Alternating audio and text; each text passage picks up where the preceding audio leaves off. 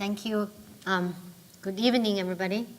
Well, thank you for coming here after such a short but heavy rain. It is very different from the rain that I came from. Oregon has continuous rain, but very small rain every day.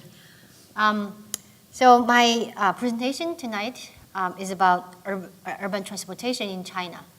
And then I'll be talking about the threats that urban transportation in China is posed to environment sustainability and then people's quality of life.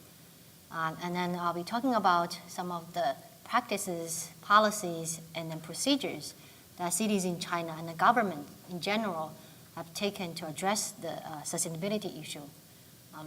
For some people who have been to my presentation yesterday, you'll see some slides, some content overlapping, because I also talked about transportation yesterday. Okay. All right. So my presentation consists of 4 parts. I'll begin with talking about threats, urban transportation, and sustainable development in China. So the threats in environmental issues, threats in quality of life issue, and also even threats in the economic development sense. And followed by that, I'll move on to talk about strategies. The meaning is about how we can tame automobiles and also put priority on public transportation. And I'll be talking about how China and then the cities, what they have done over the past decades, trying to really increase public transportation in terms of investment, in terms of policies, and then what's the kind of performance we've had so far. And after that, I'll be talking about integrated transport and urban planning. And then China is kind of the administrative setup and the institutional structure makes cities to be at a very good position to do integrated transportation and urban planning. So China cities have done well in certain aspects in that process, but it's also fall short in some of the area, particularly kind of a user-oriented urban design and then road network design. So finally, I'll conclude with opportunities and then challenges. As I did yesterday, I think some people were not in the presentation yesterday, so I wanted to give people some introduction of China. You all know China is big, and then so I'll give you some sense of how big and kind of a unique characteristics of the country, particularly in terms of population distribution. So China, as you know, is in terms of population size, the largest in the world, and currently has 1.4 billion population. And then the country is divided administratively into 33 provinces, 4 municipalities, which is the centrally controlled 4 cities. And then we have 2 special administrative regions and 5 autonomous regions. And it's important to point out the provinces in China is further divided into prefectures. So we have many prefecture-level cities or districts. And then many of the cities you hear about, I mean, besides the 4 centrally controlled municipalities, they are really regional government. So that's something to keep in mind when I later talk about why the regional government is at a good position to create or develop integrated transportation plan with this land use, urban development. So we have close to 340 prefecture-level regions, so provinces all divided into prefectures. And then underneath that, and then we have about 3,000 county-level regions.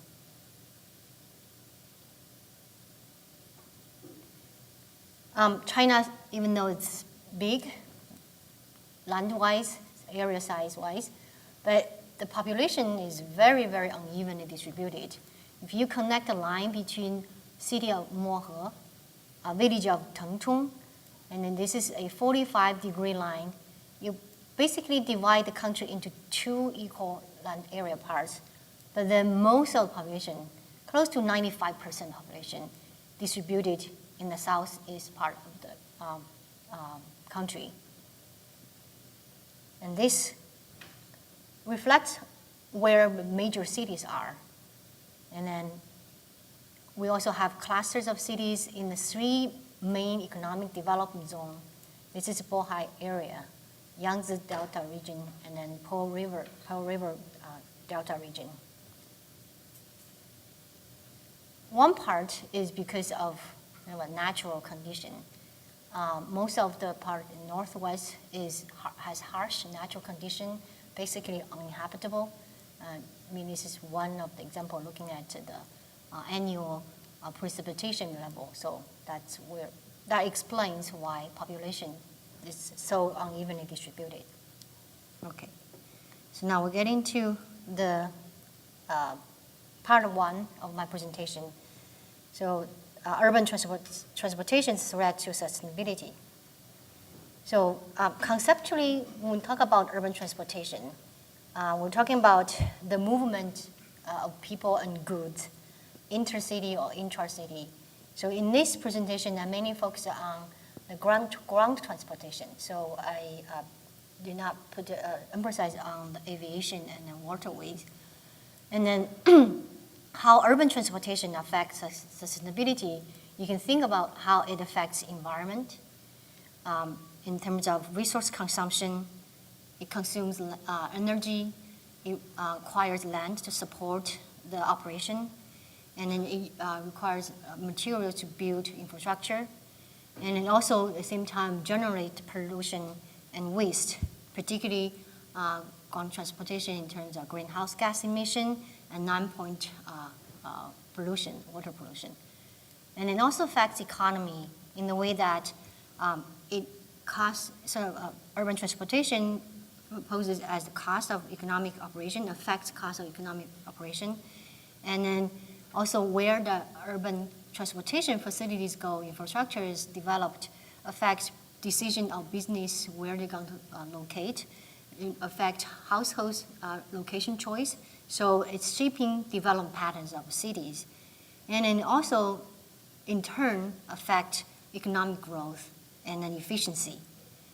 In terms of impact on society, it largely affects people's quality of life and also affect people's accessibility to services and then the mobility, the freedom of mobility within space. So I'll be talking about China's urban transportation as kind of the problem poses in these 3 areas. First, urban transportation's impact on the environment. So looking at energy consumption and CO2 emission.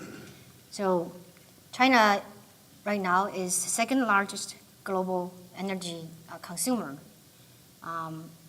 Transportation sector's energy consumption accounts for almost 20% of its final energy consumed.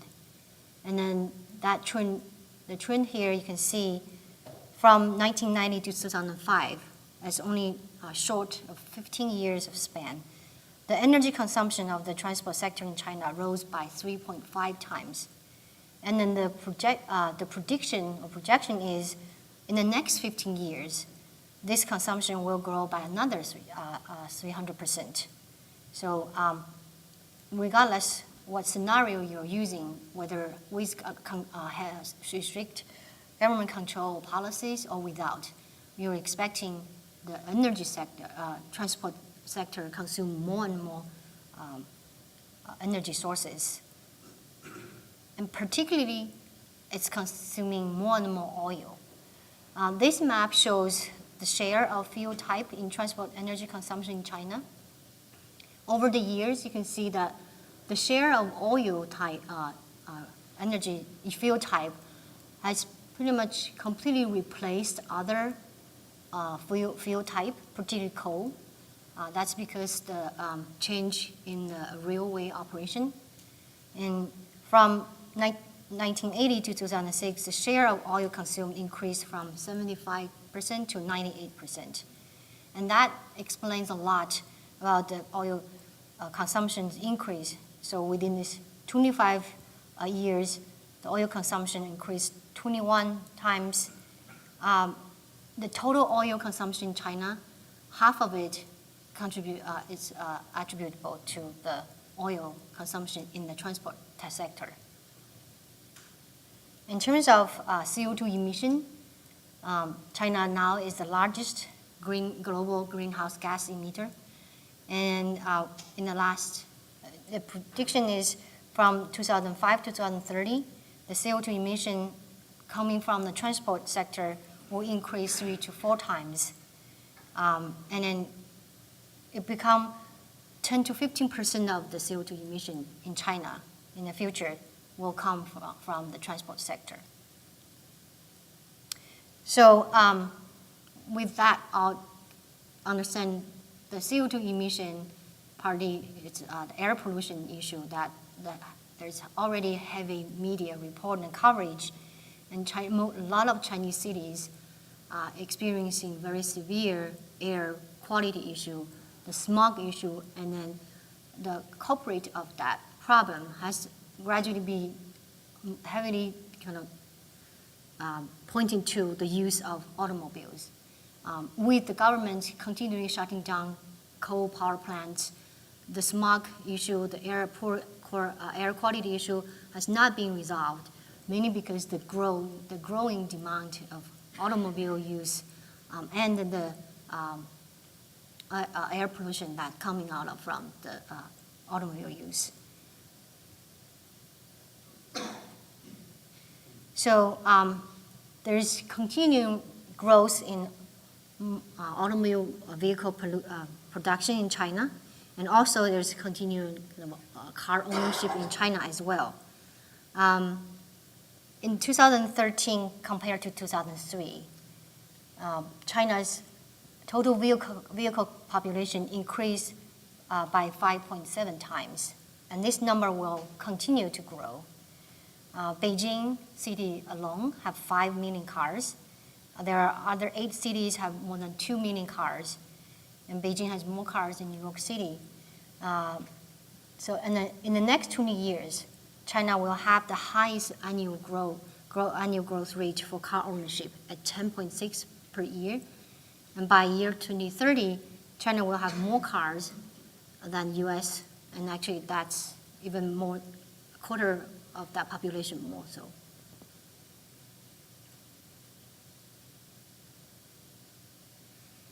Not only we have more cars now and people are driving more, people are taking more trips using cars, passenger cars, and people are driving longer distance using passenger cars and motorcycles. So these two graphs, left one showing you how many trips, passenger transport performance, like number of miles traveled, and then using this orange and dark orange together actually shows the passenger cars increase from 1990 to 2006. Yeah, this is about 4 or 5 times increase in the distance traveled using passenger vehicles. And then this is by different types of vehicle miles traveled. So mainly the distance traveled coming from the passenger road transport and by passenger cars and then motorcycles. So the problem with this growing use of automobiles and then air pollution, that's all the environment issue. Economically, this is this kind of a transportation trend also pose threat to China's economic development. Congestion, poor road speed, a significant factor in the inefficiency of China's domestic transport and logistic industry. So for China, logistic costs representing about 18% of GDP, and this number is only 8% for US and even lower for the European country. In Beijing, this is all the maps showing the congestions that's happened actually fairly frequently in cities like Beijing. And one of the maps showing here, this is just a Google Street traffic map. entire city is in the gridlock. Many main transportation arteries is all packed with cars. So a recent transportation behavior survey found out in Beijing, the average commuting time ranging from 40 minutes one way for Beijing residents to about an hour one-way commute. So it's estimated that per person level, just the economic cost because of the congestion and then low road speed in Beijing, each person will have to spend about $100 a month just devoted to the economic cost because of the congestion.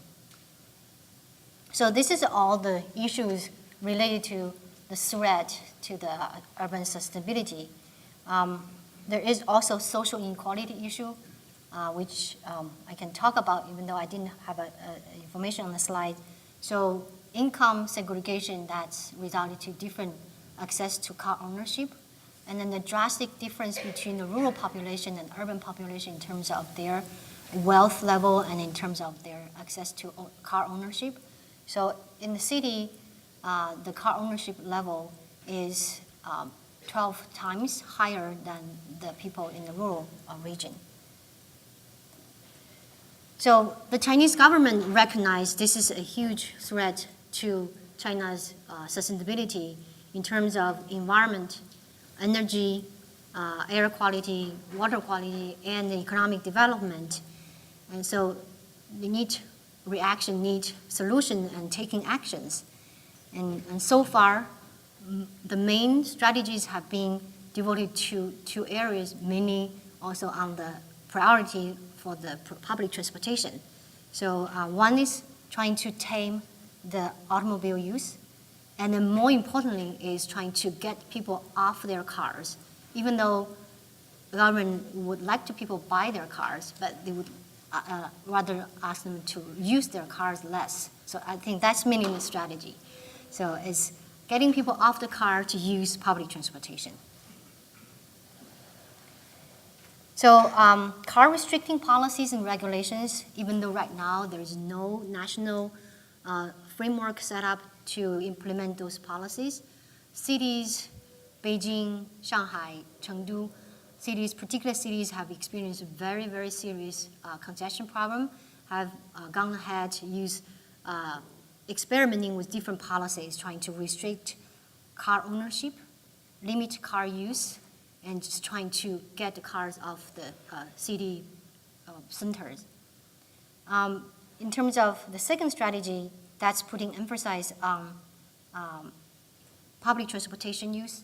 The country has set up a policy framework and then allocated heavy investment in trying to create faster, attractive, clean, convenient, and integrated public transportation system to trying to make people use their car less. And also there's also strategy to promote green travel by creating free public bike share program, and then trying to create better pedestrian environment. So the car restricting policies, many using like two approaches. One is restrict car access, like making buying cars, owning cars more difficult. City of Beijing and Shanghai used policies like if you cannot get a license plate, you will not be able to own a car. So then by controlling access to licensing plate, they are being effectively control the access to car ownership. In Shanghai, they use auction to auction off license plate and then set quota on how many plates they are giving out. They can give out each year. So in Shanghai, a license plate can go up to $20,000 when people are trying to bid for a plate. In Beijing, it's more of a lottery process. If you're lucky, you get a plate, you get to buy a car. And if you're not lucky, you wait for years, won't be able to buy a car, even though you are able to afford. Also, the number of cities have imposed vehicle consumption tax rates. and differentiate that tax rates based on engine size and trying to limit the heavy energy inefficient cars to go onto the road. And once you have a car, you can use it anytime you want. So restricting car use also become quite popular. Based on the last digit number of your license plate, you can restrict the days that people can use their cars, or you can limit in the peak hour certain area cars can't go in, or you have to pay heavy fees if you go into congested area, so, and an increased parking fees. So Beijing, Shanghai, Guangzhou, the cities have all experimented with those policies, but so far the effects have not been very obvious or evident, mainly because the demand and then of using the car is just keep rising. So there's a comparison of, there's actually not very much research done to evaluate those policies. But generally speaking, Shanghai has been much stronger and they used this policy earlier trying to control car ownership and car use. And over the years, it seems like Shanghai has been quite effective in terms of restricting car access. So this is a change in the number of private cars in Beijing and Shanghai. Beijing's car numbers, so privately owned cars, increase much, much higher and dramatic compared to Shanghai's numbers. And that's because Shanghai has much greater control over its car ownership. So next, I want to talk about the general national policy framework that's been set up trying to encourage and invest in public transportation. China's the most important policy document is the 5-year plan, which started in 1953, basically outlined this country's social and economic development roadmap. And then in the 12th 5-year plan, which covers 2011 to 2015, I'll identify specific items, goals, and targets related to public transportation or transportation in general. So for example, in the 12th 5-year plan, it specified that highway network will reach 83,000 kilometers. Right now, U.S. has highway network linear length about 100,000 kilometers. So China will surpass that length very quickly in the future. And then it puts a lot of investment on high-speed rail network. It calls for the country to invest heavily in high-speed rail network and increase the rail network to 45,000, connecting all major cities that have population over 500,000. And also calls for having investment into urban rail transit. This is the internal kind of intra-urban transportation. So this includes subways, light rails, and also shorter distance regional connection. So basically, China's plan is to build 600 miles of urban rail transit system a year. Just give you a reference, in the 50s and 60s, that's when the urban rail system get heavy investment in cities like Tokyo, and also earlier in the city of Moscow. And even with that kind of investment, those cities are adding miles less than 100 miles a year combined. But China is building 600 miles a year, so very heavy investment. So what this means really is a lot of money going to those public transportation. So according to the 12th 5-year plan, China is investing $1.3 trillion into public transportation, which is about $250 billion per year on public transportation.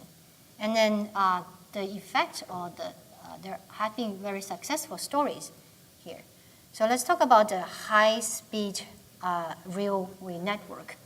So the high-speed rail network is for trains that's designated as the passenger-only railway, and then runs trains that goes faster than 250 kilometers per hour.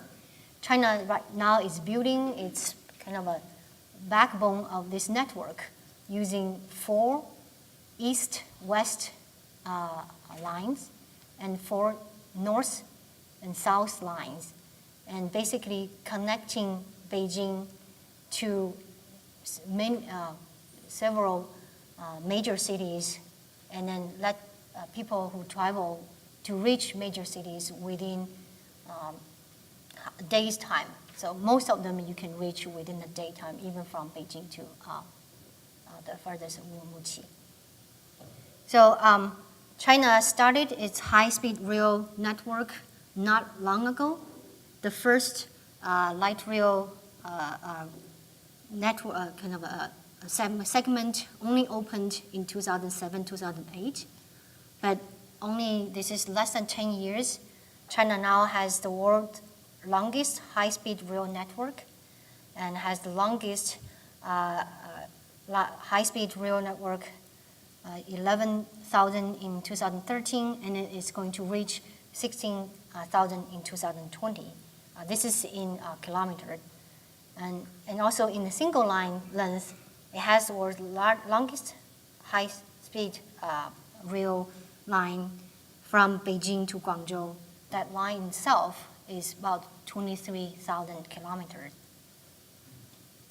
And then the ridership, because of the heavy investment, the ridership on the railway has increased dramatically, and now it accounts for a quarter of the total passenger turnover. So this is a railway transport, and China not only is building new railway lines, it's also upgrading existing railway lines to electrify them and then take them into this longest high-speed rail network. And also in terms of building infrastructure and equipment, China now has, from originally importing technology from Japan and European countries, now it is able to produce almost 100% of all the equipment on its own.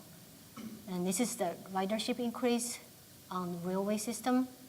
And also, even with this ridership increase and with all the adding in new high-speed trains, the energy consumption on the railway transport sector actually declined over the years, mainly because they stopped using coal and then mainly rely on electricity as main energy source.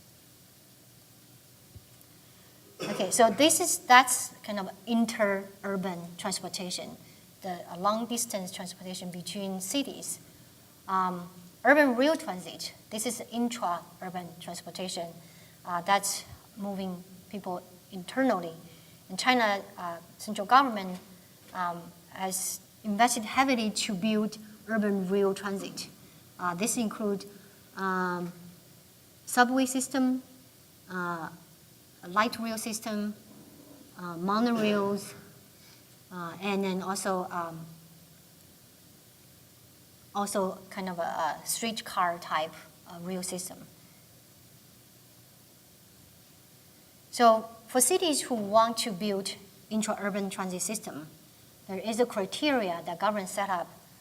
When you can start planning for your urban rail system in anticipation for rapid population growth. And then if you can reach, in terms of urban population, GDP level, local budget level, and also passenger flow, reach all these standards, you can start prepare for constructing subway lines and light rail lines. So that's why this map shows, hopefully you can see it clearly.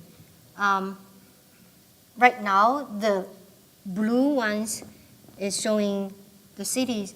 I think the yellow ones and then purple ones. Just read this carefully.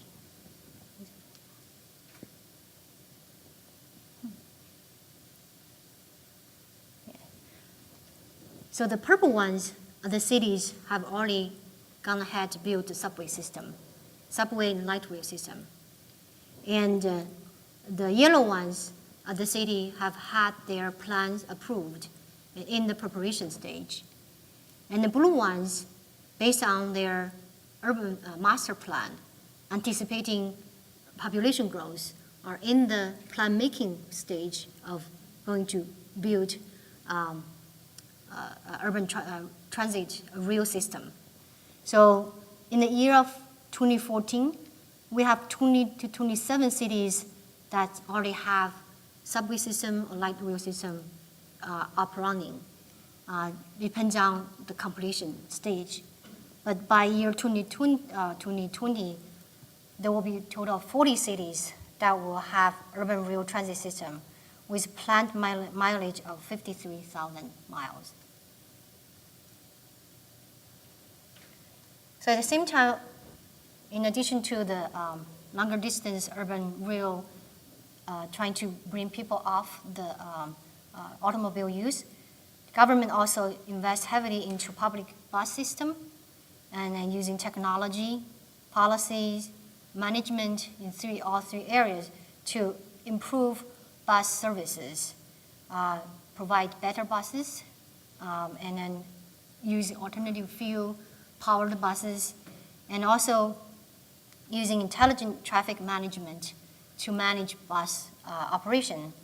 And then in recent years, government emphasized on using low fare, providing government subsidies, better service quality to attract people. For example, city of Beijing, you can use one ticket to go to ride in bus, subway, bus rapid transit. So it's a one ticket, you have access to all the public transportation means. And also the ticket is running now at 40% of the price than it used to be because the government wants more people to use public transportation. And for students, they even apply even deeper discounts, it's 80% discount of the ticket price. City of Guangzhou also experimented with zero cost public transportation. Like you can go on public transportation for free, but that actually caused a congestion because there are so many people now started using public transportation. They had to stop that policy. But most of the Chinese cities now, people 65-year-old, you get to ride public transportation for free. And that's kind of a widely used policies across the country. But even with that, the public transportation's contribution to the travel volume has not increased dramatically. So most of cities, the share of public transportation in the travel volume is below 30%. Compared to cities like New York, Tokyo, they have reached the public transportation share be above 50%. So the Chinese central government has now even pushed more aggressive goal and wants all the cities with population size beyond above 10 million to have at least 40% of their travel volume to go to public transportation. And promoting green travel behavior has also become very important. We all know China used to be called bicycle kingdom, and then even though now the wealth increase has moved people away from bicycle use to car use, we still own the large number of bikes in China. China now still have 600 million bikes, but fewer and fewer people are using bikes now. In the city of Beijing, the percentage of traffic volume that goes to bike is declining. Now it's less than 20%. Even in Shanghai, with all the restriction on car use, the bike share of transportation did not increase. It stands now right at 30%. So most of the cities, the bike use is being declining. So one of the approach some cities have been using is to provide free public bikes. So I think in the US, there are also bike share programs that's subsidized by the government, provide bikes, and you can return bikes. This is like a residential area. You can return bikes at where you live. You can return bikes to many, many stations when they have people take care of all those bikes. So several cities have been experimenting that. City of Hangzhou is the one that started earliest and that has the most bikes, in the, public bikes in the country compared to other cities. So that's the kind of strategies that are being used by the central government, by cities based on their own conditions, trying to handle and deal with traffic congestion issue, trying to move people away from the car use. And it seems like right now it's a race. You want to get people off the car before they develop the car-dependent habit, and then before they develop this car culture. And then many cities have been trying to do that. We'll wait to see whether there can be a winning at the end. So in order to really help address the transportation issue, the urban transportation sustainability, really is you need to address the travel demand, which means when you develop cities, you need to use public transportation as the guide, as the driving forces to consider how cities being laid out, as opposed to use road network to shape cities' development patterns. So it's become very important to integrate transportation planning and urban planning. Nationwide, we have very comprehensive transportation and urban planning policies and guidance. So at the government, national government level, and involving several administration, we have the national government is very committed to increasing or encouraging public transportation and integrate urban planning with public transportation. And then central government set national guidelines and planning strategies and also provide design strategies or standards. And municipal level, that's where the plan making and transportation manage and the development really takes place. So municipal government prepare city plans, transportation plans, and then they also is responsible to build infrastructure and to manage it once it's built. So at the beginning, we look at China's cities, they are really kind of regional government. They cover not only the built-up urban core, but also the surrounding more low-density rural areas. So the municipality in China is at a very good position to manage a larger geographic area and then to consider long-term spatial land development. And then when they are improved in terms of being aware of integration of land use and transportation, and then being aware of the dynamics of the land use and transportation. So a lot of city government have been very good at deliver good transportation plans.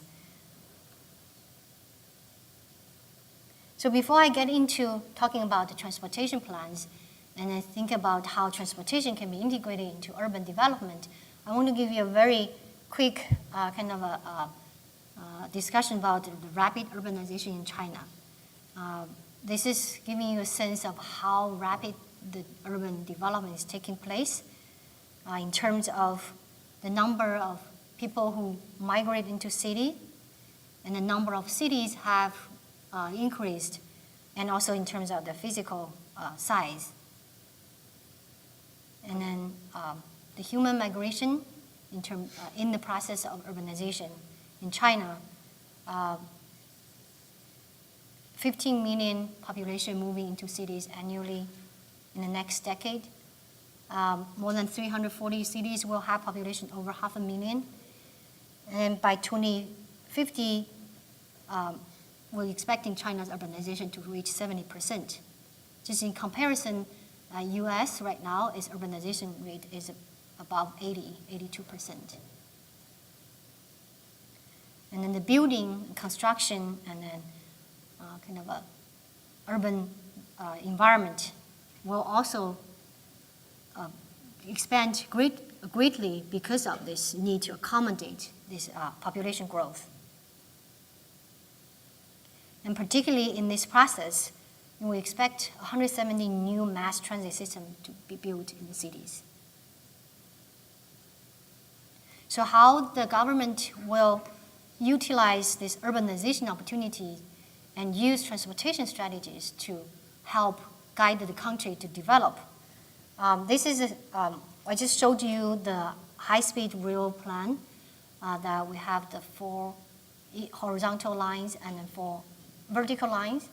And the lines that's set up really is trying to develop the connection around the cities. And if you use the city of Beijing, the capital, at the center, and then within half an hour, 1 hour, 2 hours, 3 hours, and 4 hours, and 6 hours, you will actually hop on the train and get to major cities along the high-speed rail plan.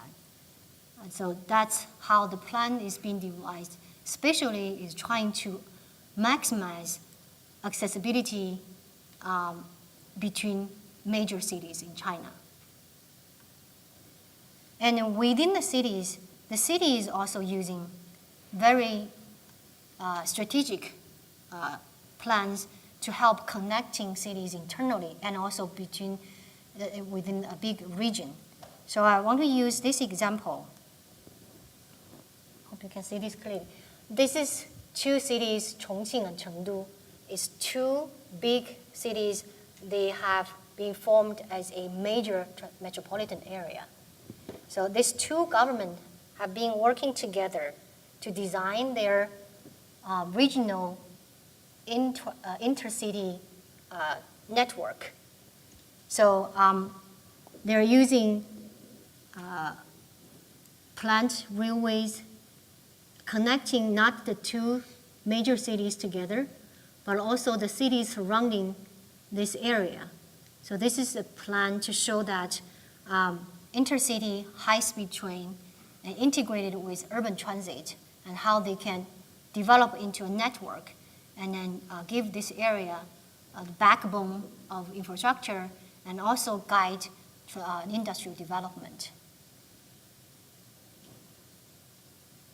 So this is another planned and under development in planning process. So the point is, at the end, what the government wants to do is using the spatial accessibility as a criteria to determine strategically where the rail system should go, where the urban transit system should go, so that within half an hour from each city, you can access certain level of services. And within half an hour or 1 hour circle, so this is a 1 hour circle, this is another 1 hour circle. Strategically, those places you can use to locate major industry, connecting smaller towns within those Richmond area. So at the end, it's also connecting these 2 cities to allow 2 hours travel distance. If by car, this will be like, it's like a 12 to 13 hours travel distance. And I want to highlight that this kind of intercity rail system, they allow train to travel at 350 kilometers per hour. So that's higher than the previous national high-speed rail system.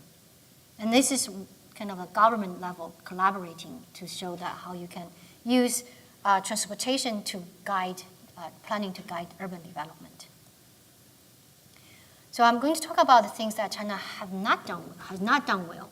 So the major transportation system, the highway, the high-speed rail, the urban transit, they have been kind of a successful story that China within such short period can achieve this amount of performance.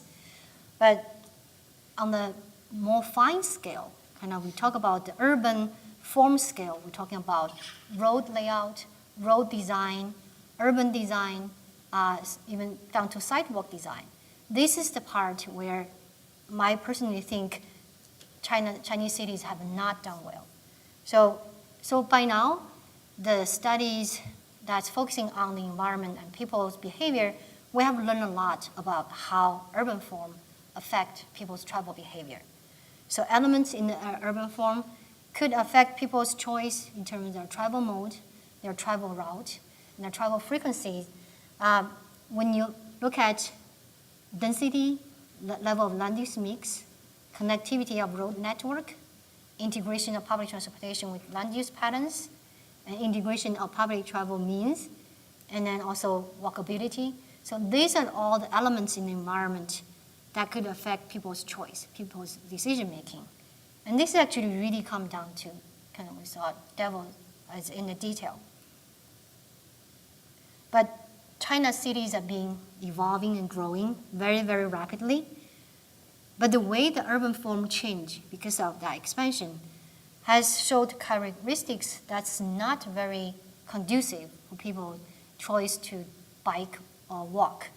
So for example, Chinese cities expand, many using circular road network expansion by adding ring roads, and then making the street blocks getting larger and larger. Some of the street blocks in the city of Beijing have been there 800 meters, one single street block. If you look at the streets in the United States, Portland City has the shortest street block, 60 meters. So you get to one intersection to next intersection within 6 meters, you get to go have a route choice. If you have to walk 800 meters long with no choice, like one single route, it's very hard for people to make decision that I'm going to walk here. The streets getting wider and wider, and then for people who have been to China, you probably all been made to see how many lanes the streets typically have. Separated bike paths are disappearing because, ironically, the government attention to encourage public transportation to put priority to public buses make some city to think we have to give buses this designated route. Let's just wipe out bike paths. We just make that route to give to a bus. So unfortunately, that actually happened to many cities.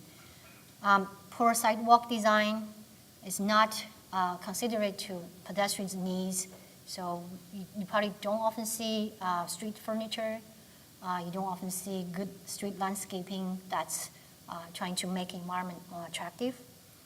So overall, there's inadequate environment design consideration for transportation facilities and integration that's kind of a very user-oriented.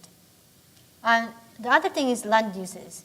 So the way Chinese cities is expanding, land uses become more and more segregated. So you will see very large residential project going on where you can house tens of thousands of people, just purely residential buildings. And then they become gated community. All people come out with very limited entrance points or exiting points. So people come out all driving cars. And also the new development is not well connected with public transportation in a way that they kind of miss the opportunity to use adequate public transportation as a condition to allow development to take place.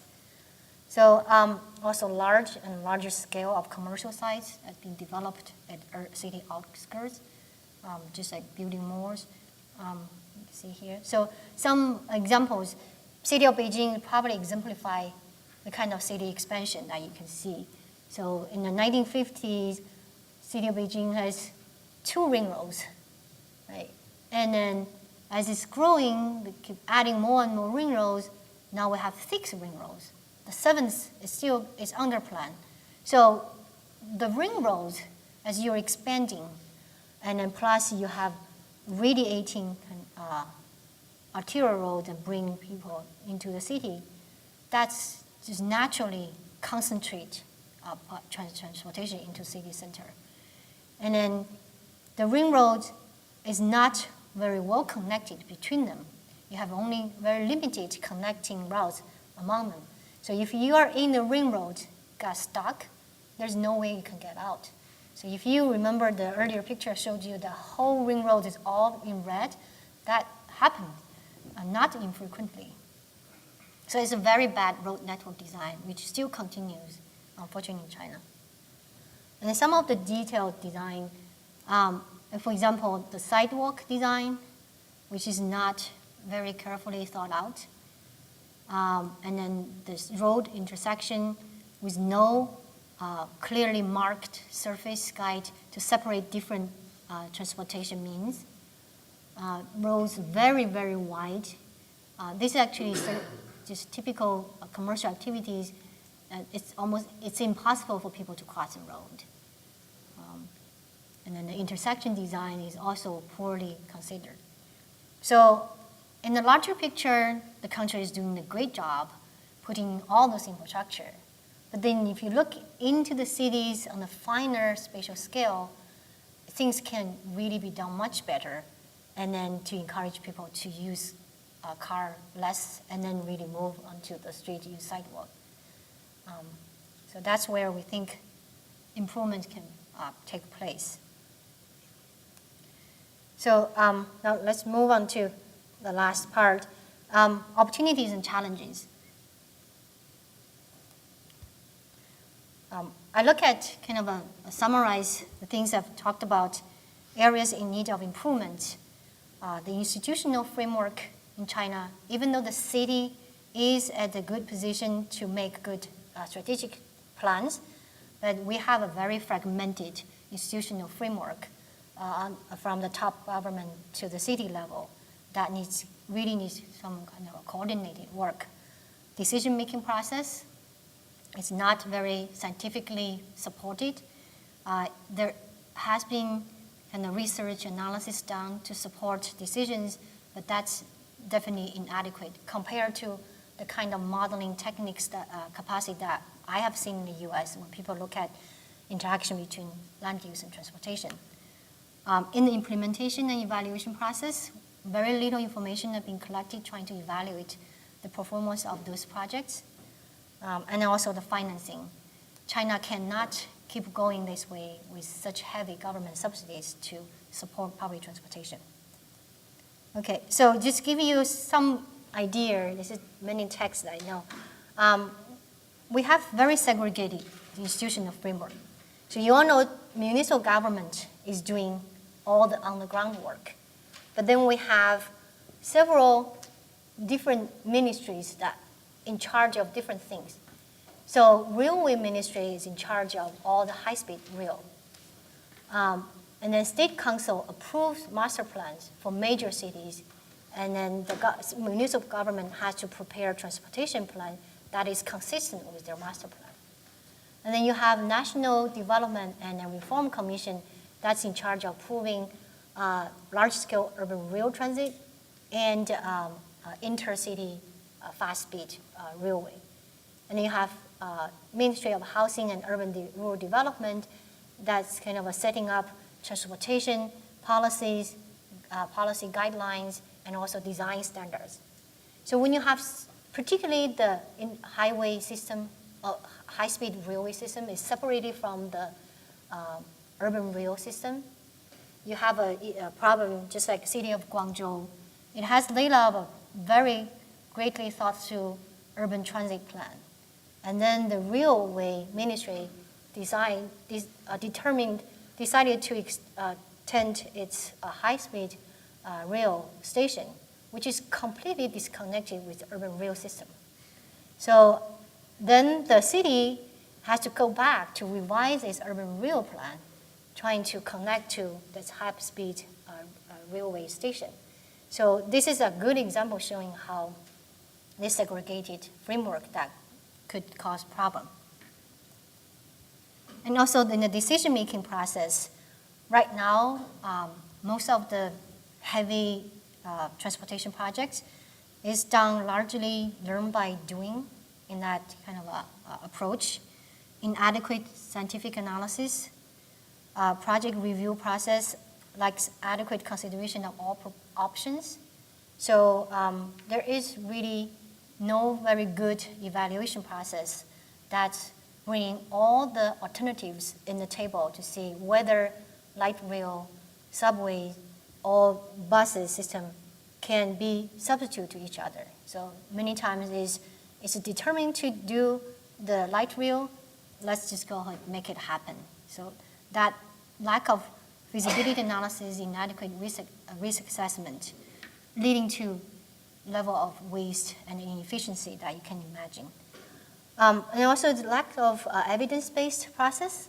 So the government, a lot of transportation decision is made based on forecasting, made based on projections, but rarely, actually not very frequently, they have reality check of the assumptions they made. So unfortunately, that happens in many cases. And then even now, the central government is trying to think about, do we really need to have so many cities to have subways? Do we really need to give them this opportunity to develop real systems? Because those projects tend to be very, very heavy in terms of their upfront cost. Implementation evaluation process. Right now, many projects, the mentality has been, let's just get it built, and that's the end. But really, the end is trying to serve people. So the outcome or the performance really should be determined on how people, the user, are satisfied with the system. But that has not been the case. So there's been little information or data collected trying to evaluate the outcome, trying to evaluate its performance. Financing is another issue. Almost all of the railway, light rail, transit, bus system operated by government and then invested by government. China cannot going on this kind of heavy investment forever. So right now, the public-private partnership in public transportation investment operation, there are some examples now showing up in city of Beijing, Shanghai, Guangzhou, and Shenzhen. So now either involve private developers involved in process of development, or a management company that in the final operation of the system, or now even have foreign investment into the process. So I've gone through this quickly, giving you the information and some of my evaluation of the system. I'm happy to take some questions.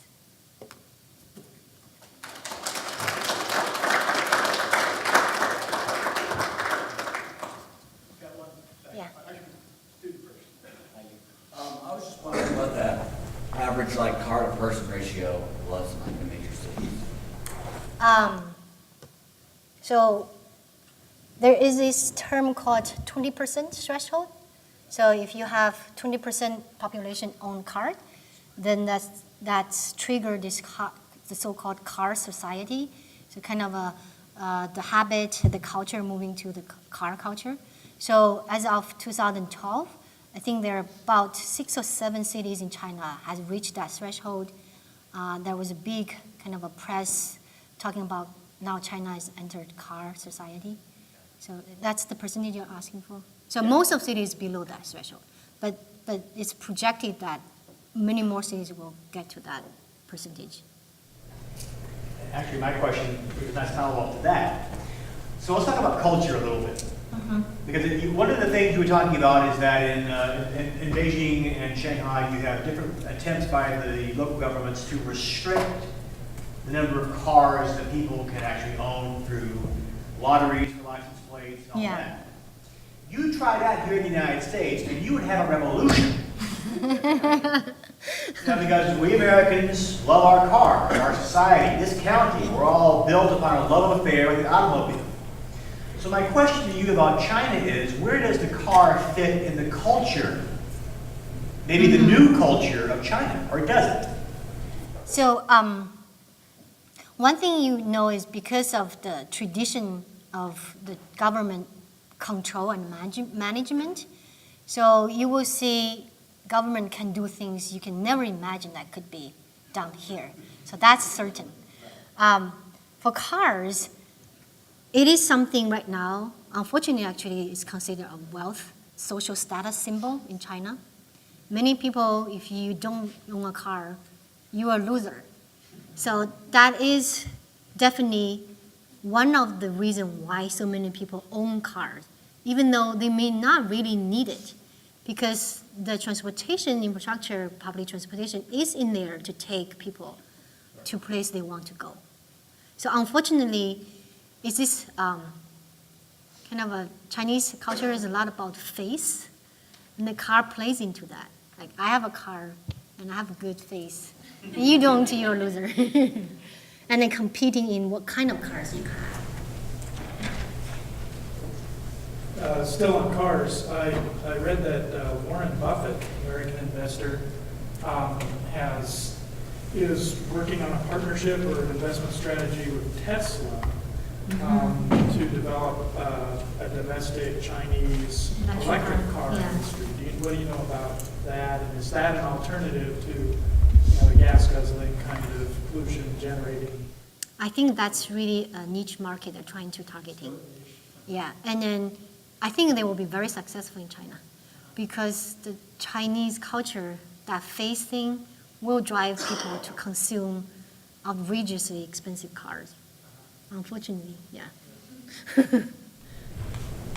I was curious, you mentioned the planned cities yesterday and the sort of focus that a lot of the planned cities have on certain things. Combining that with the problems that people are having with getting more efficient transportation and following those rules and all of those things, are there discussions about doing a planned city around transportation best practices? Yeah. One thing I didn't mention is what called transit-oriented development, which is a concept quite established in the U.S. and is being gradually adopted in China. But as I see, some of the eco-cities, they have very good plans and they have good transportation internally within the project set out. But then they have a single high-speed highway road connecting the new city to the old town. So it's not very well thought out, that process. Yeah. You're probably familiar with the phrase, just do it. That seems to characterize urban planning in China. Why is there that imbalance between the planning and the building and then the evaluation afterwards to see, should we really have done this? Is this working? In a larger sense, there's a structural issue here. The political system in China, the city leaders gets appointed and then they rotate every 5 years. So for a city leader to get something done and then they can claim this is my performance, that's what all he needs. I get it done. And then the follow-up performance evaluation may not matter at all because he moves away. He might be get promoted, he's gone. So that whole system is set up in a way that discourages kind of long-term, thorough, comprehensive evaluation. That's the root of that. So many people in China is saying, we have economic reform, we have institutional reform, but if you don't have political reform, you won't get anywhere. That's the root of everything.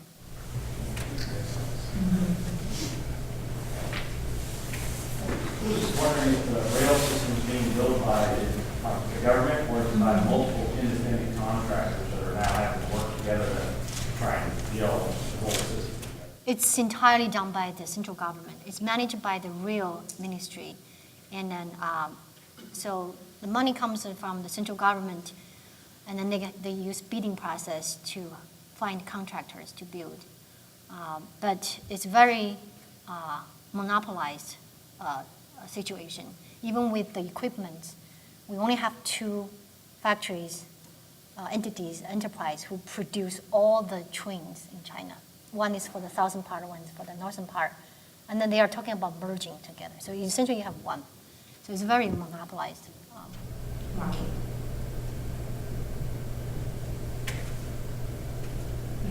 Yeah, I'm interested in the bicycle thing. I was thinking about, just in the past, everybody's riding bicycles. Now, people are riding motorbikes, but bicycles like the sharing kind of deal. Yeah. It seems pretty clear that in China, bicycle is transportation. You're talking about transportation. Right. Bicycle is transportation.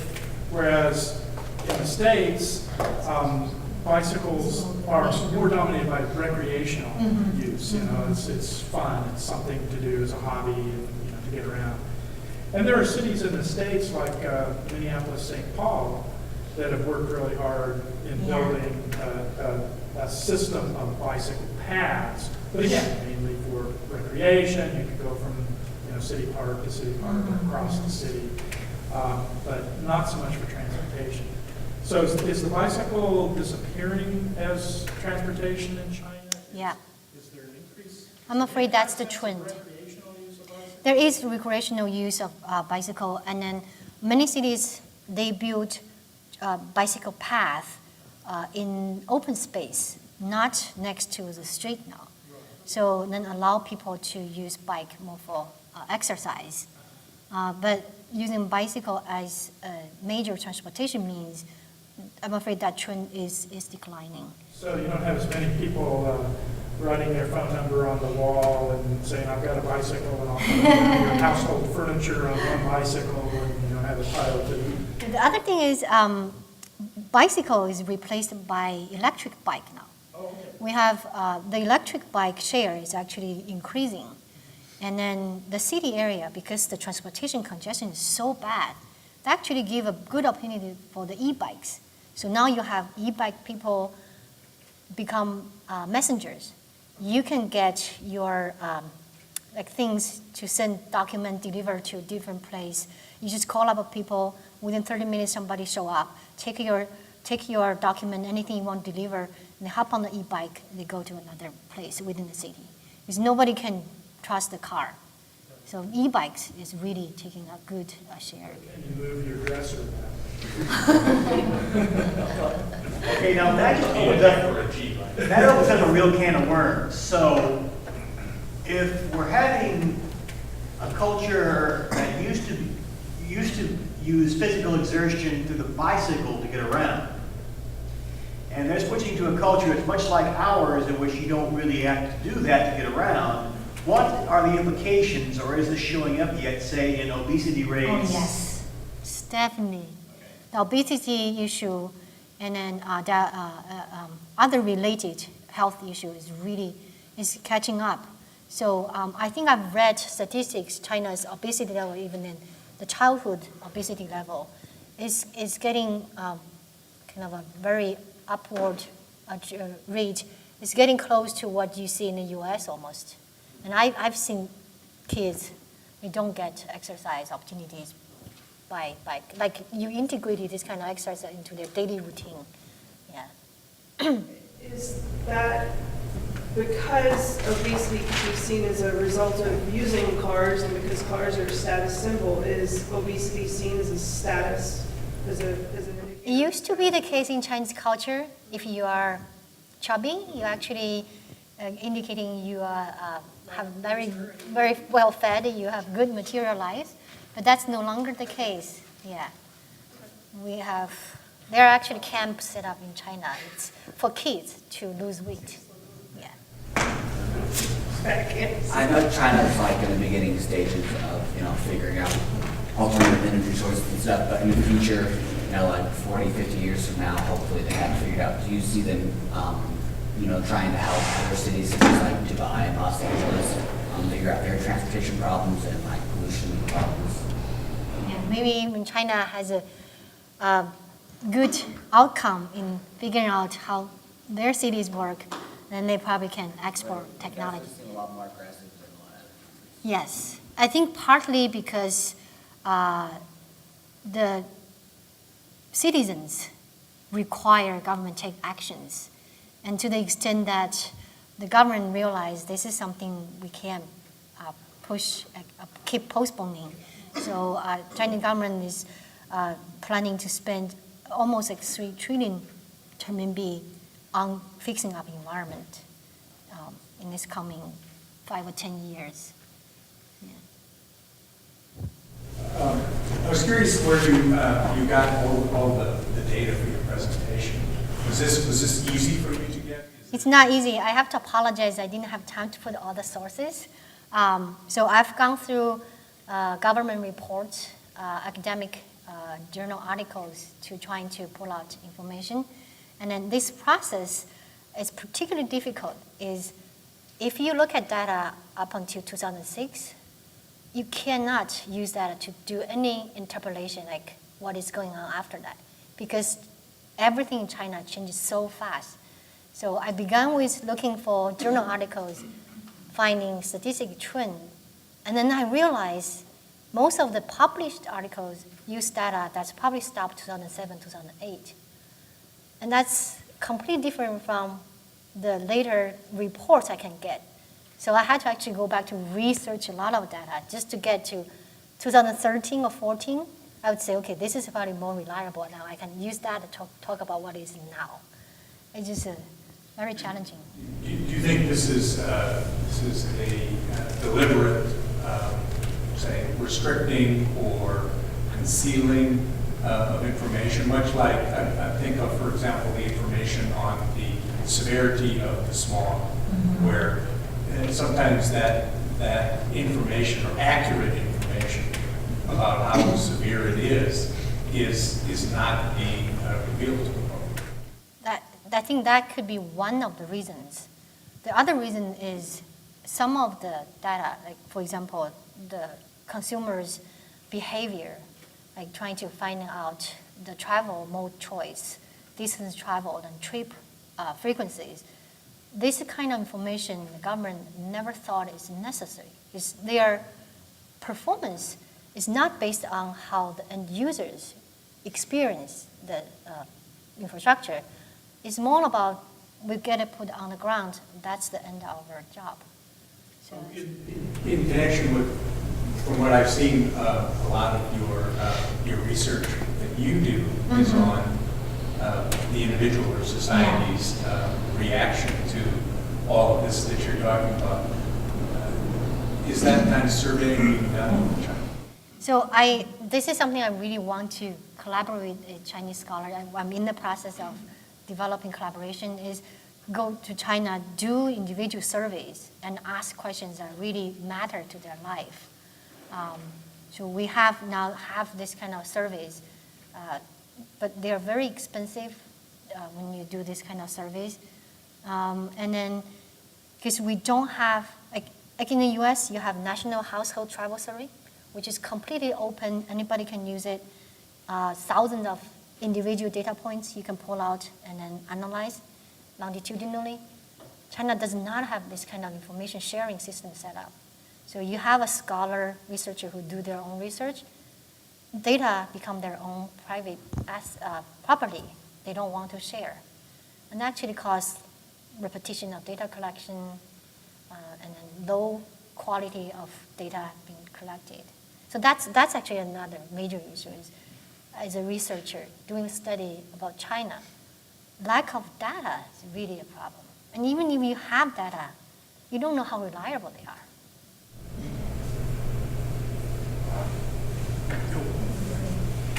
So I have a question. What kind of energy does the public transportation use? Like conventional energy or like non-conventional energy, like fossil fuels or like solar? Or Yeah, so for the high-speed rail, I believe the ones that runs on the high-speed rail system, they're all electricity using. Buses, clean diesel, most of them, and they're trying to use biofuel buses. So China wants to replace its government fleet using electric buses, clean diesel buses, and also alternative cars. So I didn't mention here, but China has identified strategic emerging industries, 7 of them, and then alternative fuel, automobile industry is one of the top industry that government targets. So in the next 5 or 10 years, government will heavily invest in R&D, technology, and also manufacture to produce electric cars or alternative cars. They use, I think it's biofuel. And then the goal is to replace all government fleet at a certain point, I think next 5 or 10 years, with alternative fuel cars. Yeah. And by electricity, I'm assuming most of it is nuclear source? No, actually, electricity, the biggest source is from hydro electricity, followed by wind and solar. Yeah, how's that Three Gorges project feeding electricity? How's that worked out since it's been implemented? It has been generating electricity. Actually, I think Three Gorge Dam helps make China the largest hydroelectricity producer in the world. Yeah. So just I think last year's BP data shows China's electricity generation capacity, that's hydro, wind, and power combined, accounts for 20% of the whole world electricity capacity, which is more than France and Germany combined. Yeah. So nuclear is another thing. Government has made a very aggressive plan, but it had to stop after the 2000, I think that was 2008 or 2009, the tsunami that happened in Fukushima, yes. Yeah. So it's coming back now. It's on the table that we're trying to develop nuclear policy. Well, thank you, everybody. I think we could probably go on with these questions for quite some time, but I think Dr. Yang is going to get some dinner. Well, barbecue.